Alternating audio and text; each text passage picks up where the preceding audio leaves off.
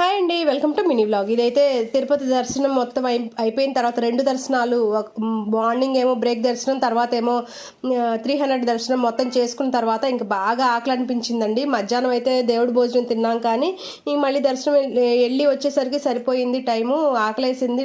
ఇంకా అక్కడి నుంచి బస్ స్టాండ్కి దగ్గరలో ఉన్న ఈ హోటల్స్ దగ్గరికి అయితే వచ్చామండి. మేము ఎప్పుడు తిరుపతి వెళ్ళినా ఇక్కడే తింటాము. ఇక్కడ దోశలు చాలా బాగుంటాయి, చిన్న చిన్న దోశలు వేస్తారు, చాలా టేస్టీగా ఉంటాయి. సో అక్కడ బయట అలా కూర్చొని చల్లగాల్లో టిఫిన్ అయితే చేసాం, చాలా ప్రశాంతంగా. దర్శనం చేసుకున్న తర్వాత చాలా ప్రశాంతంగా అనిపించింది. ఏదైనా తినేస్తే వెళ్ళి ఇంకా డైరెక్ట్గా రూమ్కి వెళ్ళేసి ఇంకా ఫ్రెష్ అయిపోయి పడుకోవటమే, రెస్ట్ తీసుకోవాలి అని చెప్పి ఇంకా ఫాస్ట్గా హోటల్ దగ్గరికి అయితే వచ్చాము. ఇంక ఇక్కడైతే మాకు కావాల్సిన అంటే ఒక్కొక్కళ్ళు ఒక్కొక్కటి చెబితే అన్నీ టేస్ట్ చేయొచ్చు అని చెప్పి ఒక్కొక్కళ్ళు ఒక వెరైటీ చెప్పేసి ఇంకా అవి అందరం టేస్ట్ చేసేసాము. రూమ్కి